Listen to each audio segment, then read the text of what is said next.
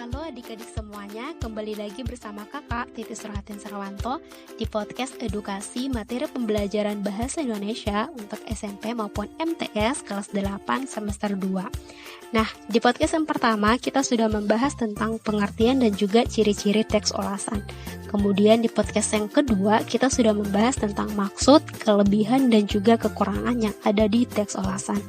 Nah, kali ini kita akan masuk ke podcast yang ketiga atau podcast terakhir, yaitu tentang telaah struktur, kaidah kebahasaan, dan juga penyusunan teks ulasan.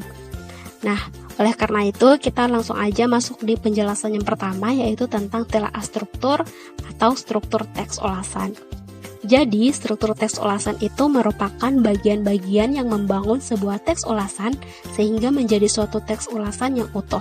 Teks ulasan memiliki struktur teks sebagai berikut, yaitu yang pertama, identitas karya. Berisi identitas yang diulas, baik berupa buku maupun film atau drama.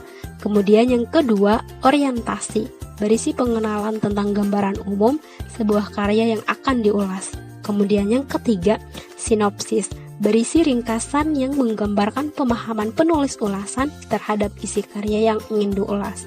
Kemudian yang keempat, analisis. Berisi paparan tentang keberadaan unsur-unsur yang diulas, seperti unsur intrinsik dan juga ekstrinsik pada karya sastra.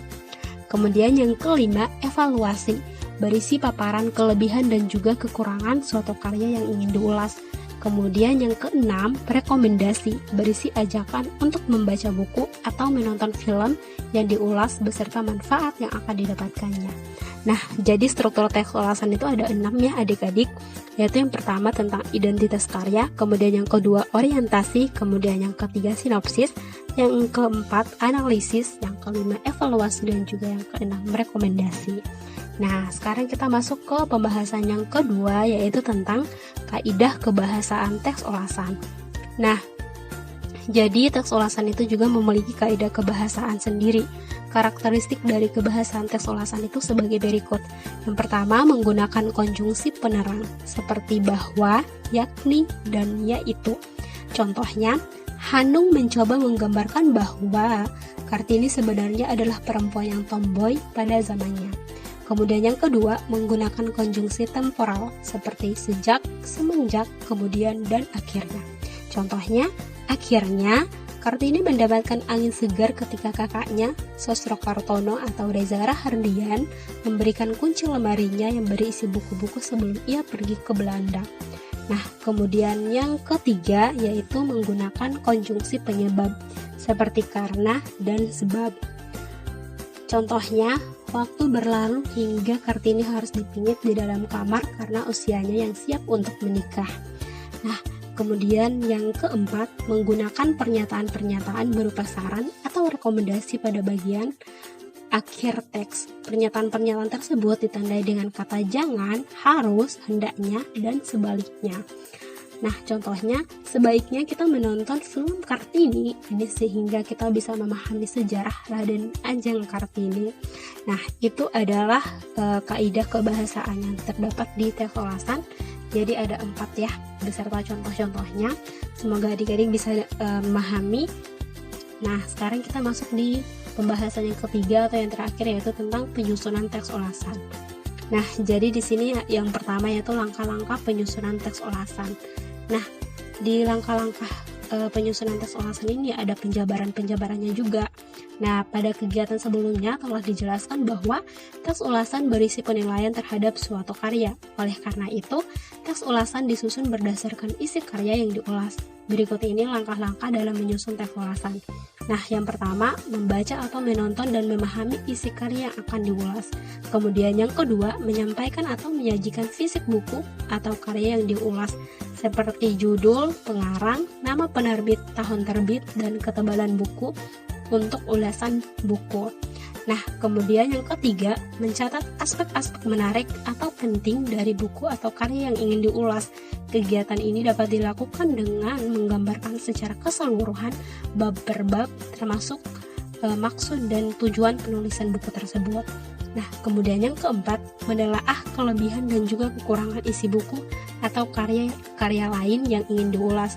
Kegiatan ini dapat dilakukan dengan membahas atau mengkritik fisik karya yang ingin diulas, baik dari segi redaksi, desain grafis, seperti pemilihan huruf, ukuran huruf, dan poin. Nah, atau juga perwajahan atau layout, maupun sampul atau cover. Nah, ulasan buku fiksi sebaiknya mengupas baik dari unsur intrinsik seperti tema, tokoh, penokohan, alur, latar, amanat, serta bahasa. Teks ulasan buku fiksi juga dapat mengupas unsur ekstrinsik seperti nilai sosial, budaya, pendidikan, serta pandangan hidup pengarang. Nah, kemudian yang kelima, merumuskan kesimpulan tentang isi dan kesan-kesan buku atau karya lain yang ingin diulas secara keseluruhan. Kemudian yang keenam, membuat saran atau rekomendasi untuk pembaca. Baik bagian ini berisi ajakan kepada pembaca untuk membaca ataupun menonton karya yang ingin diulas. Nah, kemudian yang kedua, penuangan catatan ke dalam teks ulasan. Nah, pada kegiatan sebelumnya kita telah membuat sejumlah catatan tentang beberapa buku yang telah dibaca. Nah, berdasarkan sejumlah catatan tersebut, kita susunlah teks ulasan secara lebih lengkap. Dalam menyusun teks ulasan, kita dapat memperhatikan struktur teks ulasan. Selain itu, perhatikan kaidah kebahasaan juga dalam teks ulasan.